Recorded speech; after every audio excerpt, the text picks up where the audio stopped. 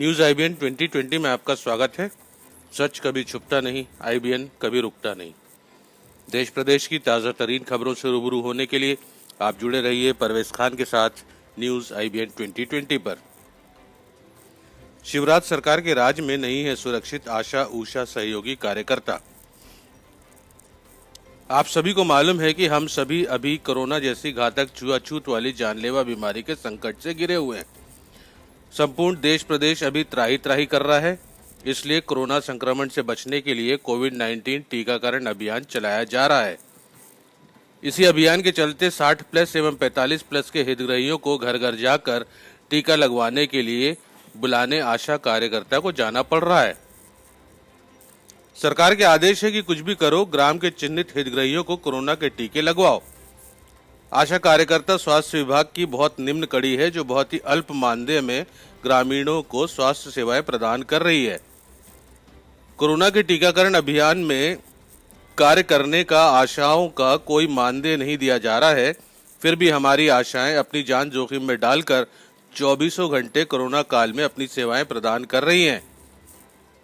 Corona अभियान के चलते ही आशाओं को डोर टू डोर जाकर सर्दी, जुकाम, बुखार के मरीजों की जांच कर दवाएं देना, सूची बनाना, ज्यादा बीमारी ग्रस्त है तो स्वास्थ्य केंद्र ले जाना, ग्रामीणों को जागरूक करने के लिए स्लोगन द्वारा दीवार लेखन करना है। और ये सब कार्य हमारी आशाएं बिना किसी सुरक्षा सामग्री के ही कर रही हैं। चर्चा के दौरान पूजा पटेल, राष्ट्रीय अध्यक्ष आशा ऊषा सहयोगी ने बताया कि हमारी आशाओं को सरकार से mask, gloves, sanitiser, PPE kit, face shield जैसी कोई भी सुरक्षा सामग्री नहीं दी गई है। फिर भी हम स्वास्थ्य सेवाएं देने के लिए तत्पर हैं।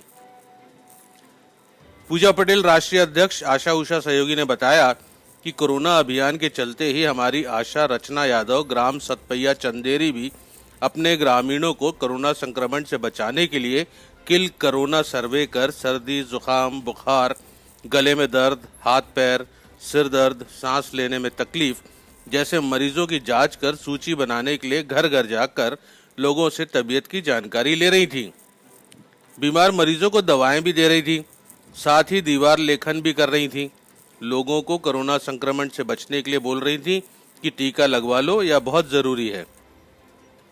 तभी गांव के ही एक व्यक्ति राजेंद्र यादव और उसकी पत्नी बाहर निकलकर आए और बोले कि तुझे बहुत पड़ी है, जो घर घर फिर रही है, तू बड़ी डॉक्टरनी बन गई।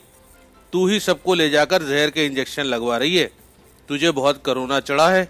आशा के समझाने पर राजेंद्र बहुत ही गंदी गंदी गालियां देने लगा। जब आशा रचना यादव ने कहा कि हम अपने मन से बुलाने नहीं आते, हमें तो सरकार के आदेश हैं, तब राजेंद्र ने कहा कि आज तुझे और तेरी सरकार दोनों को ही निपटा देते हैं। और राजेंद्र ने अचानक कुल्हाड़ी से मेरे सिर पर वार किया। मैंने अपने बचाव के लिए हाथ सिर पर लगाया तो कुल्हाड़ी मेरे हाथ में लगी। राजेंद्र ने फिर दूसरा तीसरा वार किया, जिसमें से 2 बार मेरे हाथ में कुल्हाड़ी से बहुत गहरे घाव हो गए। मैं किसी तरह अपने को बचाकर वहां से भागना चाहती थी तो राजेंद्र की पत्नी सपना ने मेरे सिर में पत्थर मारा, जिससे मेरे सिर से खून बहने लगा। मैं किसी तरह से बचने की कोशिश कर रही थी, तभी राजेंद्र ने कुल्हाड़ी से फिर से वार किया, जो मेरे कंधे में लगा और मुझे जो चोट लगी उससे मैं बेहोश हो गई। तब तक गांव वालों ने आकर मुझे बचाया। चंदेरी थाना आकर आशा रचना ने अपनी अध्यक्ष पूजा पटेल को सूचना दी। तब पुलिस स्टेशन जाकर आशा अध्यक्ष पूजा पटेल ने एफआईआर दर्ज करवाई। बीएमओ के पास जाकर सारी स्थिति से अवगत कराया। मेडिकल करवाकर आशा की मरहम पट्टी करवाकर उपचार करवाया। मध्य प्रदेश अशोकनगर चंदेरी से सिमरन खान की विशेष रिपोर्ट।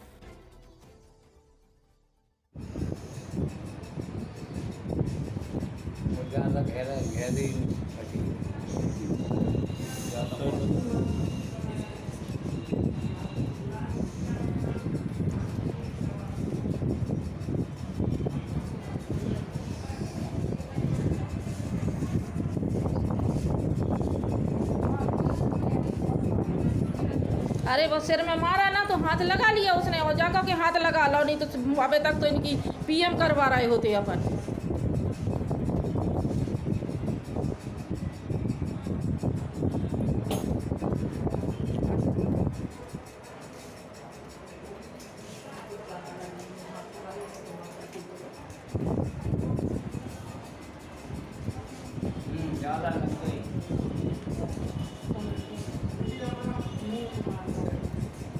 अरे वो तो मूड में मार रहा हो तो उन्हें हाथ लगा लो बैग में।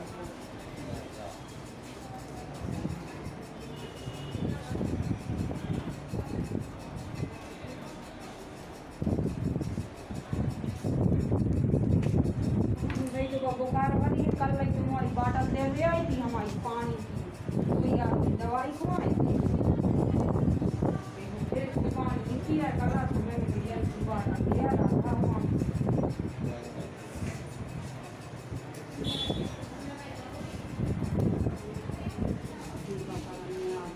इस तरह से मारपीट होती है। अभी कुछ समय पूर्व हमारी आशा कार्यकर्ता नानू के साथ भी हुआ था, लेकिन कोई कार्रवाई नहीं हुई।